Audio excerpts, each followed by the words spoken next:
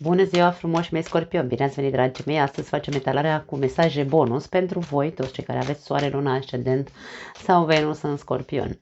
Nu uitați să vedeți etalarea unde voi aveți Venus, Luna sau Ascendentul pentru a beneficia de mai multe mesaje, bineînțeles. Această etalare nu are limită de timp, așadar nu contează când vei găsi acest video, pot exista mesaje care să rezoneze cu tine, da? Ok. Începem cu acest minunat oracol, scoatem 3 cărți, să vedem care sunt cele mai importante mesaje care vor să mai ajungă la voi. Scorpionii mei frumoși. Primul mesaj.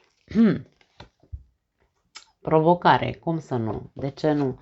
Scorpionul are o viață provocatoare sau o viață provocată, dacă vreți, la fel ca mulți dintre noi, doar că, în general, Scorpionului se dă un pic mai mult.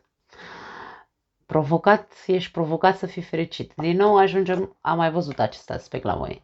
Ești provocat să fii fericit. Ce faci tu în privința asta?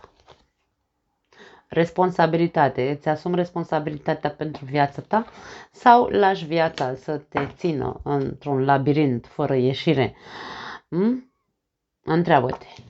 Foarte interesant cum vin mesajele pentru voi. La capătul cărților avem relaxare. Poate tu ești relaxat, îți e bine în acest labirint în care te afli în momentul de față. Și poate unii dintre voi nu căutați neapărat să fiți fericiți, ci căutați să fiți adulți, îmi vine să zic, sau maturi. Nu știu. Responsabilitate înseamnă maturitate și așa mai departe, da? Dacă este cazul ăsta, mie aceste cărți îmi transmit că tu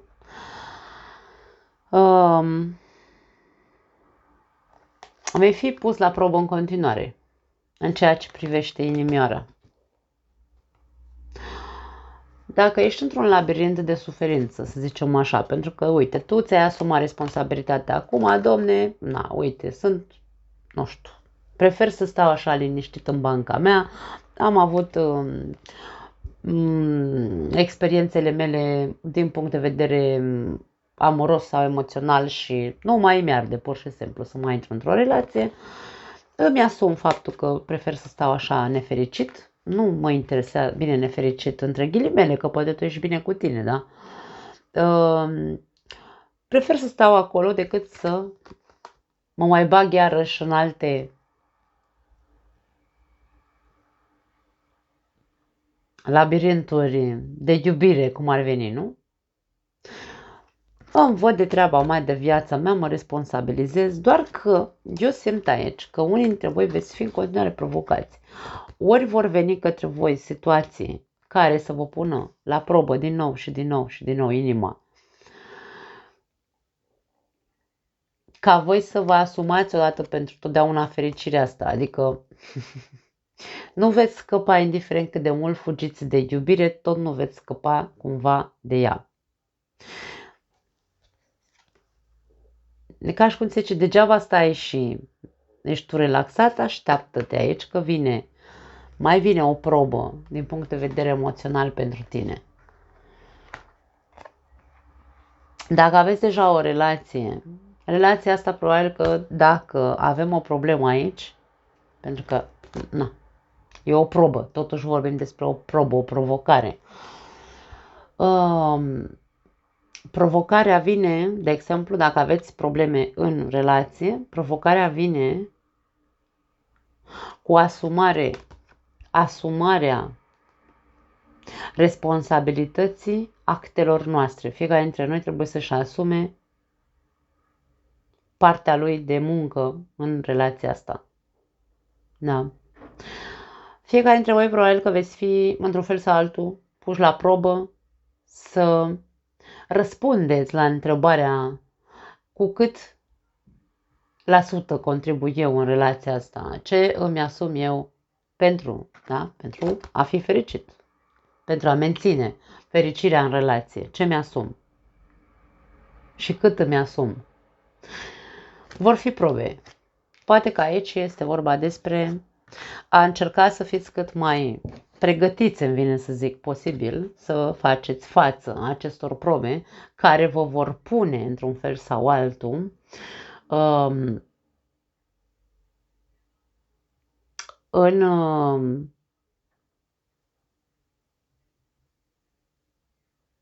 vă vor pune la probă partea voastră matură, adultă, către această relație. Pe cei care îi vor prinde foarte relaxați, care dorm așa pe ei, cum ar veni, da? Ăsta e un urs așa care doarme scurs pe o stâncă. Pe cei care îi vor prinde dormind așa pe ei înșiși sau în papuci, cum zic eu, probabil că într-un fel sau altul vor simți o vulnerabilitate, pentru că aici au un copil, totuși, pe această broască țestoasă, care, în general, copiii n-au cum să-și asume o responsabilitate. Da? Dacă unul dintre voi este mai irresponsabil, va fi pus la probă, prinzându-l în mrejele lui, în care este foarte relaxat, și îi se va cere să își asume această relație. Cam asta este ceea ce simt să transmit în principiu. Hai să vedem ce alte mesaje vor să mai vină pentru voi. Nu neapărat vorbim despre iubire. Mesajele pot fi că există perioada în care tu vei vedea această etalare, vor exista anumite provocări care probabil îți va da peste cap un pic așa liniștea sufletească, de ce nu, și va trebui să fii mult mai asumat și responsabil și matur în perioada asta, da? Poate fi. Nu neapărat să vorbim despre iubire. Bun. Vizualizează un corp și o minte sănătoasă. Dacă aveți probleme de sănătate, aici este momentul să începeți să vă concentrați pe partea asta de sănătate. Nu neapărat să stai să vizualizezi că tu o să fii sănătos de acum înainte. Vizualizarea nu funcționează decât dacă noi vibrăm în acea energie. Dacă tu ești pregătit să intri da, să te responsabilizezi aici de sănătatea ta, e normal să fie așa, nu are cine să se responsabilizeze în locul tău.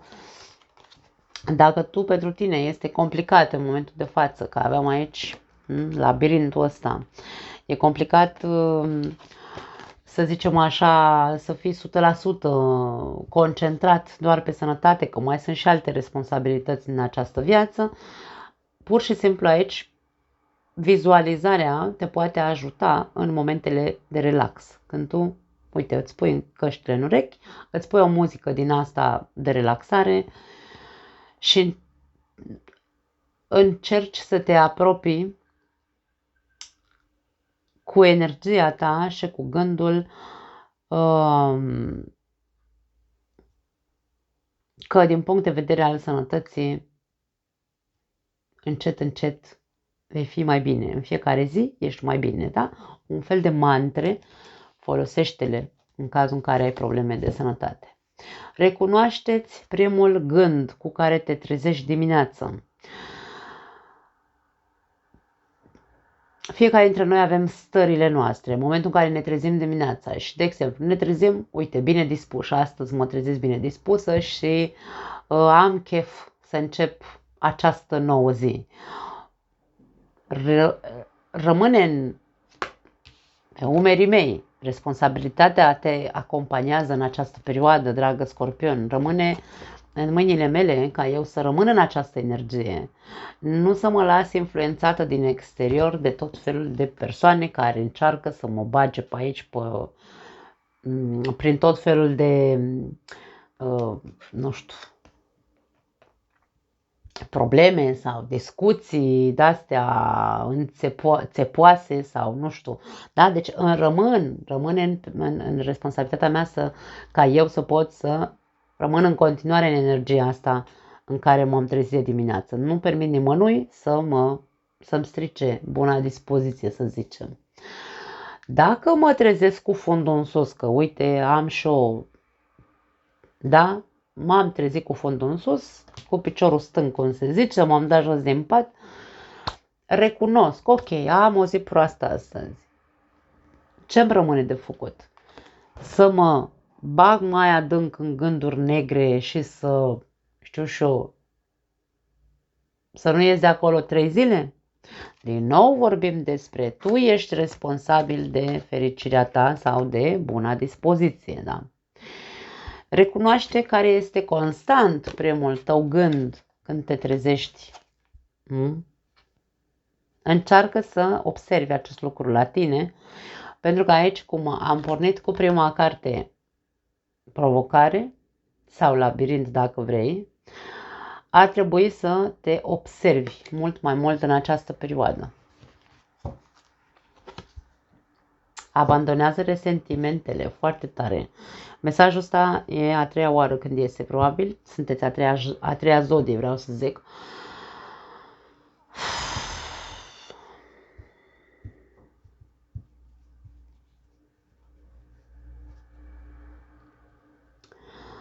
Când înăuntru nostru se strâng foarte multe frustrări, furie, ură, de ce nu? Invidie poate fi.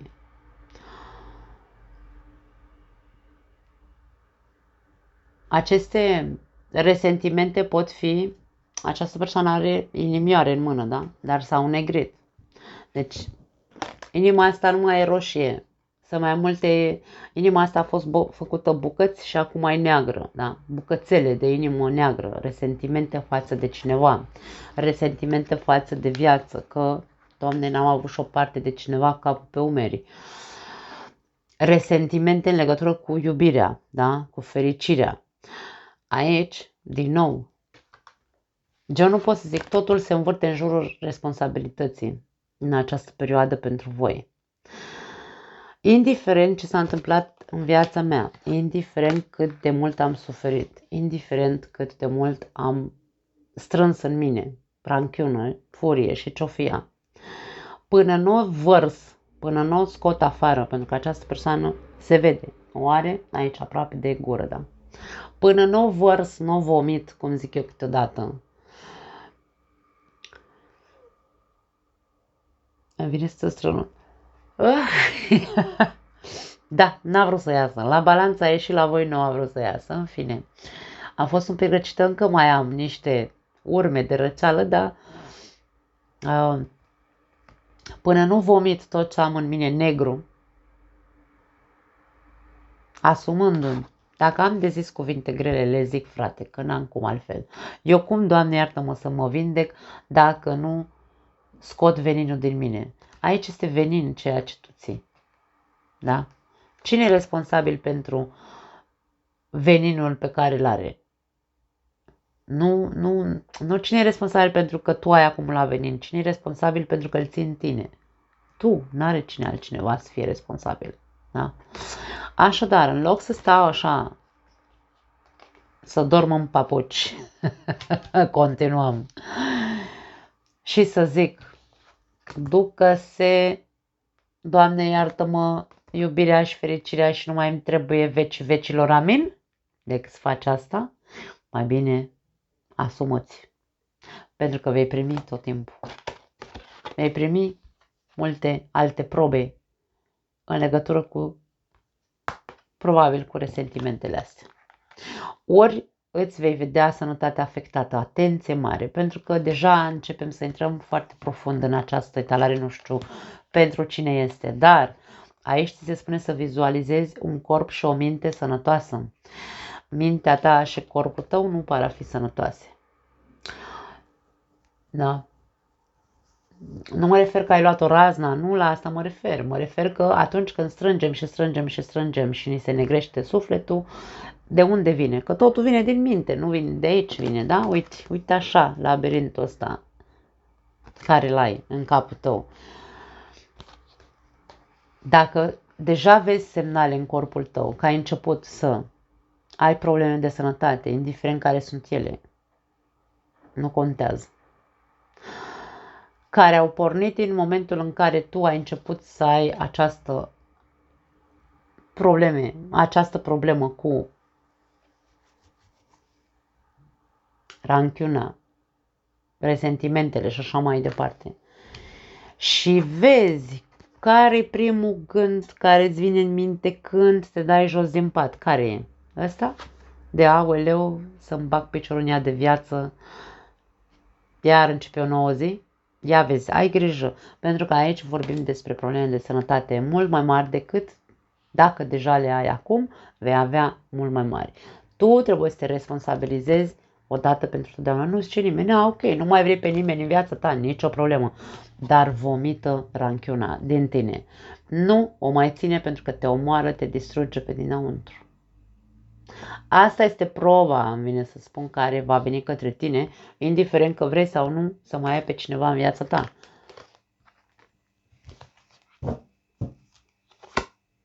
Nu mai vrem o carte. Dar de ce a vrut să iasă?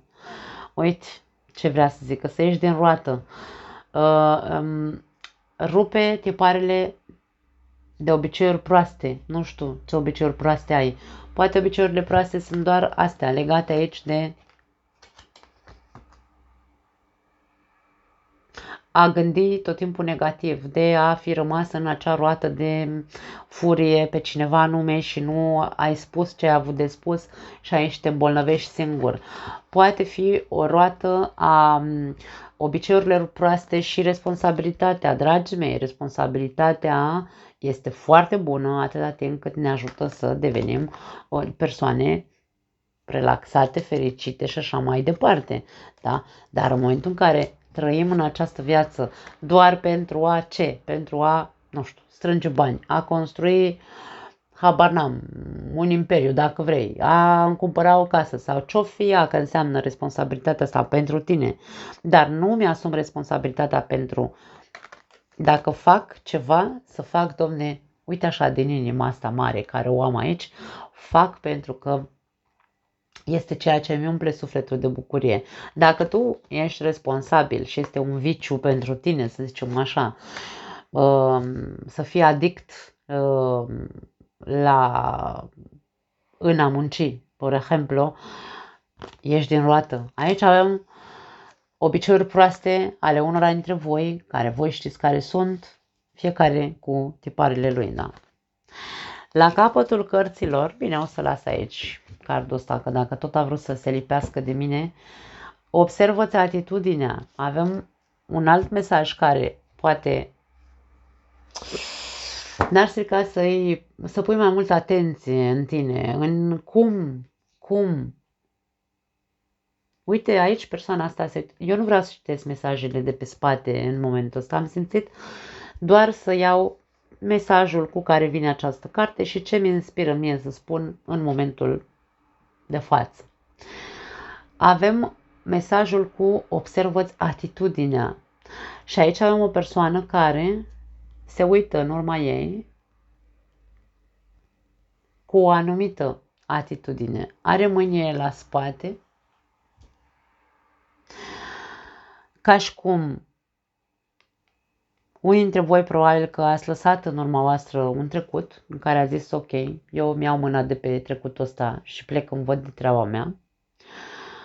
Dar pentru alții dintre voi, dacă ne spune să-ți observi atitudinea, poate fi că încă te uiți în urmă. Da?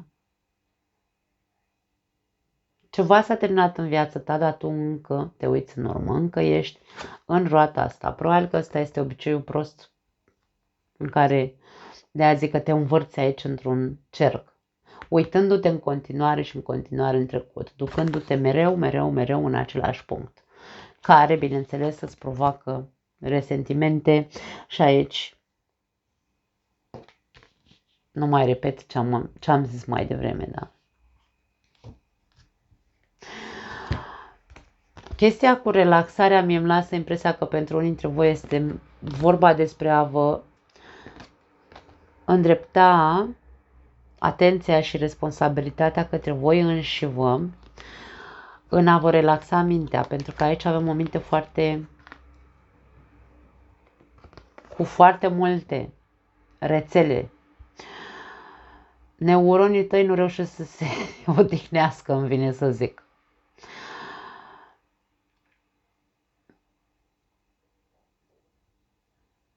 Mintea ta e atât de obosită încât nu mai face corect conexiunile, îmi vine să zic. Nu știu pentru cine este mesajul ăsta. Ai nevoie să cauți maniera în care să reușești să te relaxezi. Du-te și fă-ți, nu știu, uite, acupunctură. Dacă ai unde, cunoști vreun cabinet, da? Specializat, bineînțeles, nu așa fiște cine care știți bage niște accentine. Caută. Și am simțit să zic acupunctură pentru că aici văd, pare a fi un fel de plantă de aloe vera, da? Pare că e așa cu ace. Am simțit să spun acupunctură. Ai nevoie să faci ceva de genul în jurul capului, gâtul, tot ce înseamnă zona cervicală, care să poată să te relaxeze creierul, pentru că la tine capul nu se odihnește deloc. Nu știu de ce am simțit să spun chestia asta. Hai să vedem ce spun îngerii iubirii. Poate ne scot din ceață pentru scorpioni.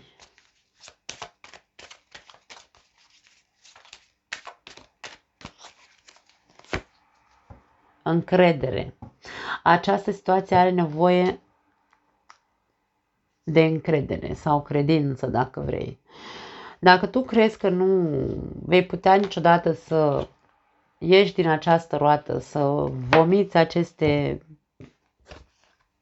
resentimente, ranchiună pe care o ai, vei putea. Doar că acum tu nu vezi ieșirea din cerc. Dar vei putea, te vei putea vindeca, îmi vine să spun, dacă, bineînțeles, aici ține de tine. Responsabilitatea este a ta. Nu pot să zic. Totul mă duce, deci privirea mereu mi este atrasă de acel mesaj. Foarte curând, decide exact ceea ce îți dorești pentru a ajunge la tine cât mai curând posibil. Așadar, tu ce vrei? Întreabă-te, eu nu am de ce să spun vorbe în gură ție. Întreabă-te ce vrei de la această viață.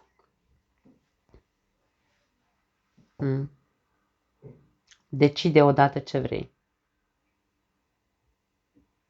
Dacă vrei să te vindeci, vei putea să te vindeci. Trebuie doar să ai încredere că încet, încet vei ieși din această roată. Dacă vrei să fii fericit, crede că vei fi fericit vreodată. Doar că trebuie să abandonezi aceste gânduri negre în ceea ce privește iubirea. Da? Pentru că aici pot fi pur și simplu vorbe aiurea în care spunem toți bărbații sunt niște porci, toate femeile sunt niște curve sau niște materialiste, da? Fiecare cu ce își spune. Poate să fie doar asta, nu neapărat să fie resentimente sau ce știu eu, ură sau poate, da, sunt resentimente, dar sunt pe partea asta de vorbe. Spun numai prostii și normal că n-am cum să ajung să fiu fericit vreodată, da? Schimbă-ți chipul, îmi vine să zic. Tu ești responsabil de ceea ce spui, pentru că ceea ce spunem manifestăm în viața noastră. Atât de simplu e. Merită așteptarea. Mai avem un ultim mesaj pentru voi. Sincronicitatea divină sau sincronia divină acționează în viața ta amoroasă. Acum, dragii mei, nimic nu este în sincronie dacă noi nu intrăm în acea sincronie. Dacă noi ne învârtim în cerc și ne spunem tot timpul același lucru și nu ne responsabilizăm de ceea ce spunem și de ceea ce simțim, nu are ce sincronie să se întâmple nici pe cer și nici în tine și nici în viața ta, ca să rămânem înțeleși. Da? În primul și în primul rând, rezolvă-ți problemele astea de resentimente. Observă-ți atitudinea ta acum, da? Cum te porți cu tine, cum te trezești dimineața, ce-ți spui ție, ce-ți spune mintea ta, de ce nu reușești să te relaxezi niciodată din punct de vedere mental. Hotărăște-te odată, decide ce vrei cu adevărat ca să ajungi, da? În sfârșit, să se întâmple în viața ta ceea ce îți dorești. Crede că se poate și aici merită să aștepți. Vrea să-mi spună, de exemplu, că unora dintre voi probabil li se zice că e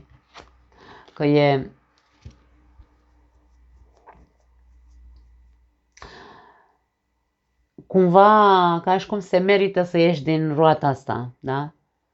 Merită să ieși, aleargă, pleacă de acolo, din roata aia. Nimic nu se întâmplă de pe o zi pe alta, trebuie să conștientizăm lucrul ăsta. Important este să facem primul pas către. Meriți să fii iubit. Ești demn să fii iubit. Da, normal, și tu și oricine în această viață merită iubire și merită să fie iubit. Doar că toți suntem în proces de transformare, dragii mei. Nu ne place, că doare, Doamne iartă-mă, doare tare schimbarea și transformarea în noi înșine, pentru că e doar treaba noastră de făcut. Dar merită să fie făcută, da. Hai să vedem ce alte mesaje mai avem pentru voi. Foarte interesant, ca întotdeauna super profund la Scorpioni.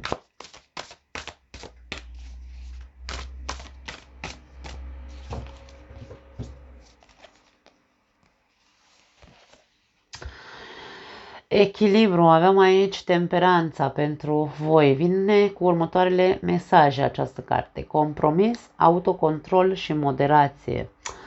Compromis cu cine? Cu tine însuți. Responsabilizează-te. Ce să mai zic?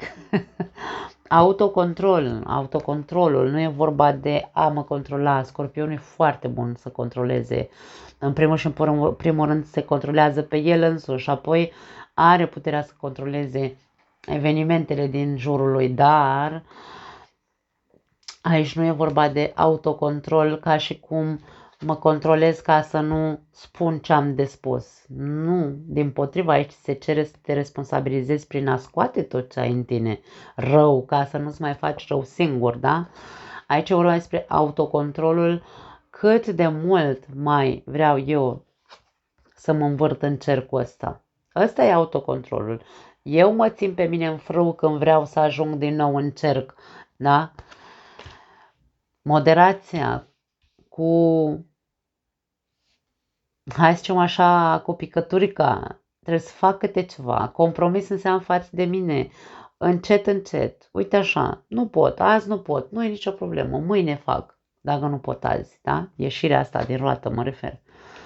Dar e un fel de constanță aici. Trebuie să fie constant în viața ta acest compromis de a te vindeca. Temperanța este o carte de vindecare. N-ai ieșit degeaba aici. Ca să spună să te compromiți cu propria ta vindecare. Ca să spună că dacă tu reușești să te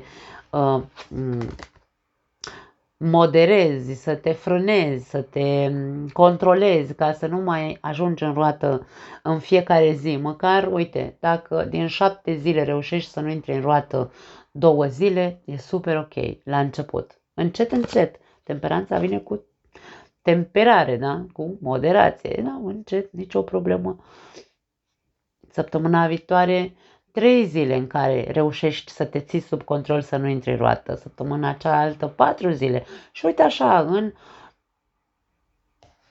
nu știu, 20-30 de zile reușești să ajungi să nu mai intri în roată nici măcar o zi și poate intri în roată odată la 2 săptămâni sau la 3 săptămâni sau la o lună de zile. Asta este procesul care trebuie făcut încet. Nu trebuie să le facem deodată, pentru că atunci când mintea noastră intră în panică, se stresează, intră din nou în această roată fără să ne dăm seama. Da.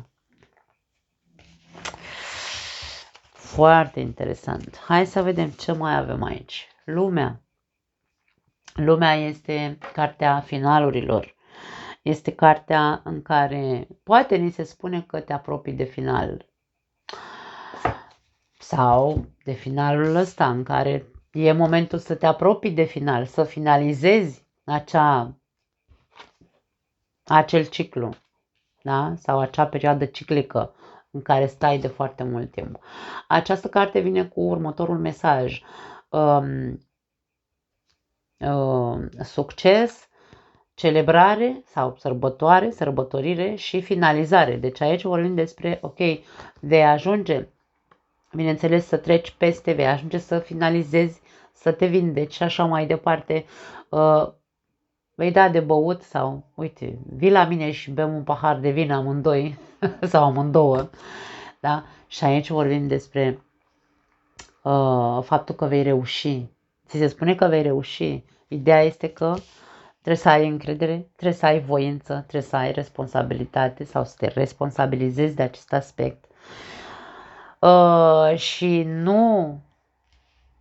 nu mai puțin, sau, mă rog, ce am vrut să zic, să te responsabilizezi, dar să nu rămâi cu această ranchiună în tine. Aici tu trebuie să scoți, din tine aceste vorbe grele care ai să le spui acelei persoane care te-a înnegrit atât de tare.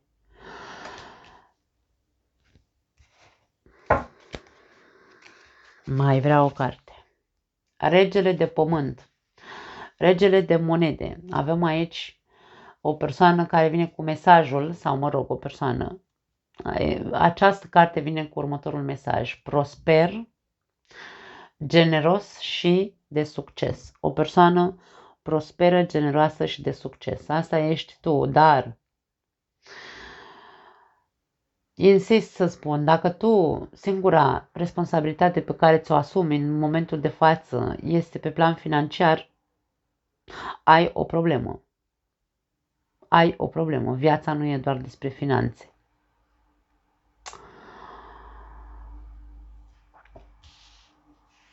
Pentru alții dintre voi poate fi vorba despre a încheia ceea ce trebuie să se echilibreze în tine, dacă e vorba din punct de vedere emoțional, da? Să se finalizeze, să se vindece în tine, are legătură cu această persoană. Mesajul pentru tine este să fii generos, îmi vine să zic, cu tine, cu propria persoană.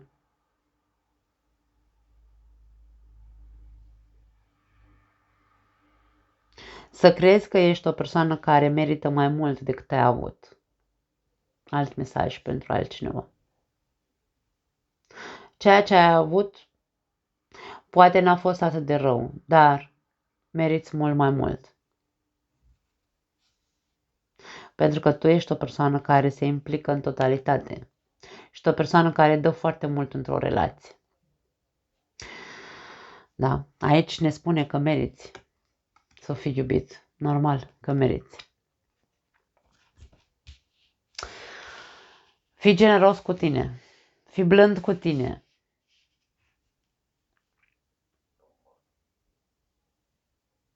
Începe să crezi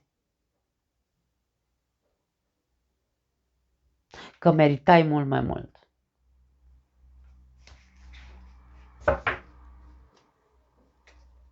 Sau meriți mult mai mult decât această ranchiună care ți-a lăsat-o.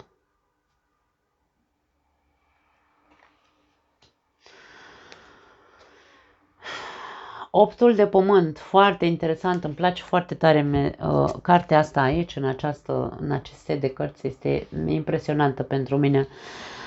Vine cu mesajul educație, focus și detalii.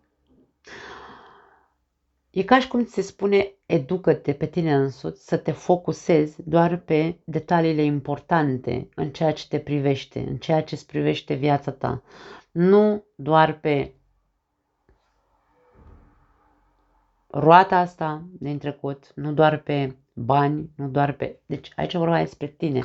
Optul de monede este cartea celui care muncește cu el însuși. Pentru că următoarea carte, da, ăsta face niște eforturi aici, se spune ucenicul, face niște eforturi, își finisează la el însuși anumite detalii, să le numim așa, Ca să ajungă la nouăle de monede, care este cartea respectului de sine, care este cartea celui care nu are nevoie de altcineva, care îl pună în valoare. El este în sine o valoare. De-aia spun aici, cu regele de monede vorbim despre mult mai mult. Da? Dar aici e vorba despre munca cu tine însuți. Încet, încet. Este o carte care nu are nicio grabă. La fel cum am spus mai devreme. Merită să faci lucrurile încet, încet. Pentru tine. Azi un pic, săptămâna viitoare un pic. Ca să nu mai intri în roată. E un fel de autopsihologie, dacă vrei, cu tine însuți. Tu trebuie să faci procesul psihologic singur cu tine. Da, autopsihologie, nu știu, dar nu cred că e corect, dar nu contează. Transmite ceea ce eu vreau să transmit. Da. Cam asta e, dragii mei scorpioni. Foarte tare, îmi place ce văd. De data asta nu mi s-a părut grea, nu m-a apăsat această etalare. Eu cred că sunteți pe un drum bun, dar mai aveți foarte multe momente în care vă învârtiți în cerc. Și aici este momentul să schimbați încet, încet, da? Să moderați intrarea asta în cerc. Dar eu recomand din start, din primul moment, recomand să mergeți să o faceți dacă nu e vorba de acupunctură, pardon, este vorba despre masaj. Masaje în jurul capului și a cervicalei, nu? Ca să ajungi, uite așa, să dormi după masajul ăla, să dormi și tu ca omul, că poate nu mai... Cine știe cât timp ai de când ai mai dormit așa, ca un urs care doarme, hibernează. Nu mai am altceva pentru voi. Vă pup, vă iubesc. Ne vedem data viitoare. Sper cu vești mai bune. Ciao!